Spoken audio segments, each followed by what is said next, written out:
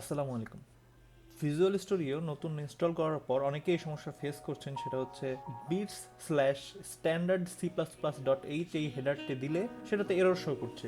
তো আজ এই সমস্যাটার সমাধান কিভাবে করবেন সেটা দেখাবো। তো চলুন কথা না বাড়িয়ে ভিডিওটি শুরু করা যায়। প্রথমেই আপনাকে সি ড্রাইভে চলে যেতে হবে। সি ড্রাইভে আসার পর উপরে ডান পাশে যেই সার্চ বার আছে সেখানে আপনাকে বিটস লিখে সার্চ দিতে হবে। সেটা আপনি এখান থেকেও দিতে পারেন বা মিন জিডাব্লিউ ফোল্ডারের মধ্যে যাওয়ার পরেও দিতে পারেন। যাওয়ার পরে যখন সার্চ দিবেন বেশ কয়েকটা সার্চ রেজাল্ট আসতে পারে। তো আমার ক্ষেত্রে তৃতীয় নম্বরে যেই বিটস নামে যে ফোল্ডারটা আছে সেই ফোল্ডারের পাথের শেষে দেখবেন মিন GW32 লেখা।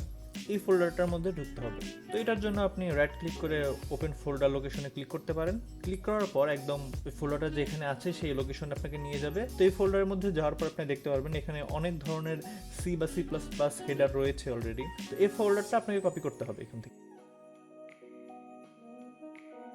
এখন আপনাকে আবার সি ড্রাইভে যেতে হবে। সি ড্রাইভে যাওয়ার পর প্রোগ্রাম ফাইলস 86 নামক ফোল্ডারের মধ্যে ঢুকতে হবে। এখানে আসার পর আপনি মাইক্রোসফট ভিজুয়াল স্টুডিও নামে একটি ফোল্ডার খুঁজে পাবেন। এই ফোল্ডারের মধ্যে ঢুকতে হবে। এরপর 2019 নামে এই ফোল্ডারের মধ্যে ঢুকতে হবে।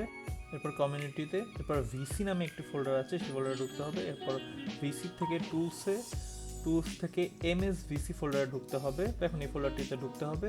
এই ফোল্ডারের মধ্যে ইনক্লুড নামের একটি ফোল্ডার খুঁজে পাবেন। এই ফোল্ডারের মধ্যে আপনাকে ওই বিটসের ফোল্ডারটা পেস্ট করতে হবে।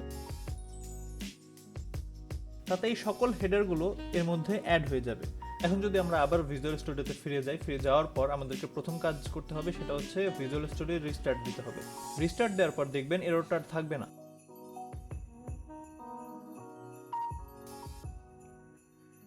দেখতে পাচ্ছেন এররটা চলে গিয়েছে। ধন্যবাদ সবাইকে ভিডিওটি দেখার জন্য। ভিডিওটি আপনি কাজে আসলে ভিডিওটিতে লাইক দিতে পারেন। কোনো সমস্যায় পড়লে আমাকে কমেন্টে জানাতে পারেন। ভিডিওটি বেশি ভালো লাগলে চ্যানেলটিকে সাবস্ক্রাইব করতে পারেন। আসসালামু আলাইকুম।